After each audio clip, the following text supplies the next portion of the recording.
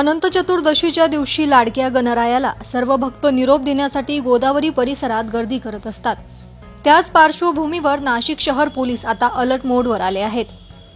विसर्जनाची गर्दी बघता आता नाशिकमध्ये नाशिक शहर पोलिसांकडून 94 सीसीटीव्ही कॅमेरे बसवण्यात आले असून त्याचा सर्व कंट्रोलिंग भद्रकाली पोलीस ठाण्यातून होणार आहे। कुठलाही अनुचित प्रकार घडू नये यासाठी नाशिक पोलिसांकडून ही मोहीम राबवण्यात आली आहे। नाशिकच्या वाकडी बारो परिसरातून नाशिकच्या मानाचा मोठमोठ्या गणपतीच्या मिरवणुकींना सुरुवात होत असते। हा सर्व रस्ता वर्दळीचा असून त्या ठिकाणी देखील मोठ्या प्रमाणात पोलिसांचा फौजफाटा असणार आहे। पोलीस बंदोबस्त नेमका कसा असेल याबाबत पोलीस आयुक्त संदीप कर्णिक यांनी अधिक माहिती दिली आहे। पाहूयात।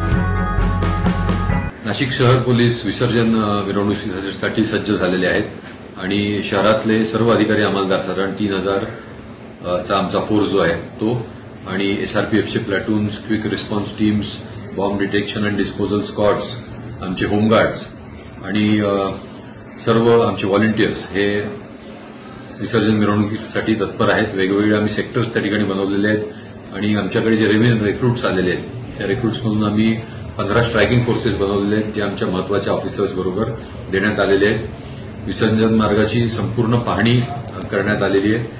त्या ठिकाणचे advance bomb detection, BDS checking हे सगळं करण्यात येणार आहे आणि संपूर्णपणे नाशिक पोलीस विसर्जनासाठी सज्ज आहे। किती सीसीटीव्ही कॅमेरा मिरवणुकीच्या मार्गावर लावण्यात येणार आहे? मिरवणुकीचा जो मार्ग आहे तो सेन्सिटिव्ह मार्ग आहे। त्या सेन्सिटिव्ह मार्गावर पूर्णपणे कॅमेऱ्याचं कव्हरेज करण्यात आलेलं आहे आणि जसं आपण बघत असाल तिकडे आपल्याला सीसीटीव्हीचं कंट्रोल रूम पोलीस स्टेशनमध्ये करण्यात आलेलं आहे आणि त्याच्यामध्ये जे सर्व कॅमेरेज आहेत ते सर्व हाय डेफिनेशनचे कॅमेरेज आहेत आणि त्याच्यामध्ये एआयचे जे अॅनालिटिक्स आहेत ते पण टाकण्यात आलेले आहेत आणि ते कसे चालतात किंवा त्याच्यामध्ये आपल्याला काय बंदोबस्तामध्ये मदत होतोय। तर अशा प्रकारची आमची चाचपणी चालू आहे की ज्यांनी आम्ही हे पुणे अॅनालिटिक्स कुंभमेळ्याच्या पार्श्वभूमीवर बंदोबस्तासाठी वापरू शकतो। एकूण पोलिसांची संख्या किती असणार आहे उद्या मिरवणुकीच्या एकूण सगळ्या शहरभरात? नाशिक पोलिसांचे 3000चे मनुष्यबळ या ठिकाणी तैनात आहेत। 800 होमगार्ड्स आम्हाला मिळालेले आहेत। एसआरपीएफची एक पूर्ण कंपनी आमच्यासाठी उपलब्ध करून देण्यात आलेली आहे आणि त्याच्या व्यतिरिक्त वेगवेगळ्या पोलीस स्टेशन्समध्ये आमचे सर्व व्हॉलंटियर्स हे ऑन रोड तैनात आहेत।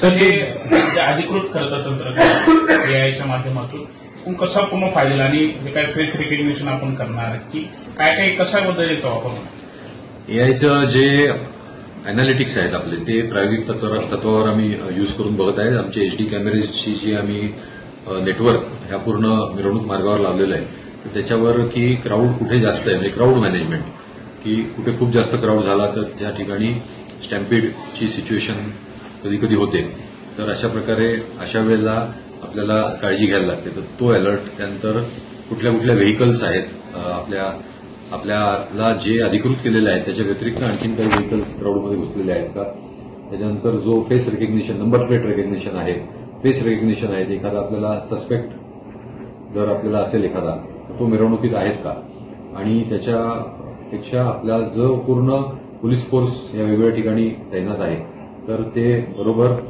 आपापल्या ठिकाणी ड्युटी करत आहेत का, तर ह्या सर्व गोष्टी आपल्याला अॅनालिटिक्समधून चेक करण्यात येत आहेत। ब्युरो रिपोर्ट, दैनिक भ्रमर, नाशिक।